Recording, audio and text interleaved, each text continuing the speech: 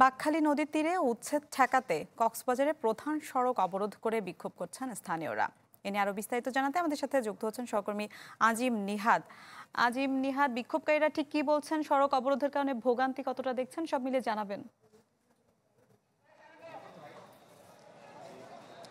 মিলা বাঁকখালীর যে অবৈধ দখলদার সেটি উচ্ছেদের আজকে পঞ্চম দিন। তাদের যে বিআরডব্লিউটি এর ঘোষণা অনুযায়ী আজকে শেষ দিন। আজকে মূলত অভিযানে করার কথা ছিল কক্সবাজার শহরের যে নুনিয়াছড়া এলাকা রয়েছে সেই এলাকায়। সেখান থেকে আমরা আজকে যেটি দেখতে পাচ্ছি, সকাল থেকে এই প্রধান সড়ক অবরোধ করে রেখেছে। প্রায় 1 ঘন্টা ধরে এটি অবরোধ রয়েছে, ফলে কোনো ধরনের যান চলাচল করছে না। এবং একই সাথে আমরা দেখতে পাচ্ছি সেনাবাহিনীর যে সাজোয়া যান রয়েছে সেগুলো আটকে দেওয়া হয়েছে। অর্থাৎ কোনোভাবেই তাদের যে প্রশাসনের যানবাহন বা উচ্ছেদ অভিযানের নেতৃত্ব দেওয়া যে সমস্ত এসকেভেটরগুলো যাওয়ার কথা, কোনোটাই যেতে দিচ্ছে না। এবং আমরা সকাল থেকে হাজার হাজার মানুষ দেখতে পাচ্ছি যারা প্রধান সড়কের যে গুনগাছতলা থেকে শুরু করে যে শহরের যে হলিডে মোড় পর্যন্ত এলাকা রয়েছে সেখানে লোকজন সড়কের মধ্যে নেমে এসেছে। তারা যেটি বলছেন, তাদের শত বছরের বসতি তারা কোনোভাবেই উচ্ছেদ করতে দেবেন না এবং সেখানে উচ্ছেদ অভিযান চালাতে গেলে তাদের লাশের উপর দিয়ে মূলত যেতে হবে, এই ধরনের হুমকি দিচ্ছেন। এবং তারা সকাল থেকে টায়ার জ্বালিয়ে সড়ক অবরোধ করে রাখছেন, সেনাবাহিনীর গাড়িও চলাচল করতে দিচ্ছেন এবং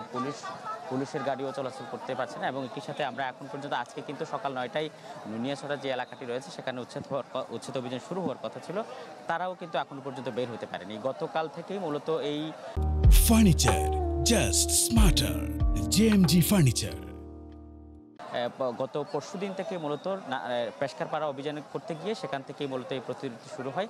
সেখানেও তারা ব্যর্থ হয়েছিলেন। পরে গতকাল মোকাম এলাকায় সেখানে কিছু সংখ্যক জায়গায় উচ্ছেদ করেছিলেন। বিকেলের দিকে পেশকারপাড়া উচ্ছেদ করার সময় সেখানেও উচ্ছেদ ঠেকাতে লোকজন নেমে এসেছিলেন এবং আজকে নুনিয়াছড়ার লোকজন সড়কে নেমে এসেছেন। ফলে ধারণা করা হচ্ছে যে এখন পর্যন্ত যে প্রশাসনের উচ্ছেদ অভিযানের নেতৃত্ব যে লোকজন ছিল তারা এখনো পর্যন্ত আসেনি এবং আজকে শেষ পর্যন্ত উচ্ছেদ অভিযান হবে কিনা সেটা এখনো পর্যন্ত বলা যাচ্ছে না। কারণ নুনিয়াছড়ার যে মানুষজন তারা যেটি বলছে যে তাদের লাশের উপর দিয়ে এই জায়গায় ঢুকতে হবে যেখানে উচ্ছেদ অভিযান পরিচালনা করতে হবে। জি, ধন্যবাদ আপনাকে।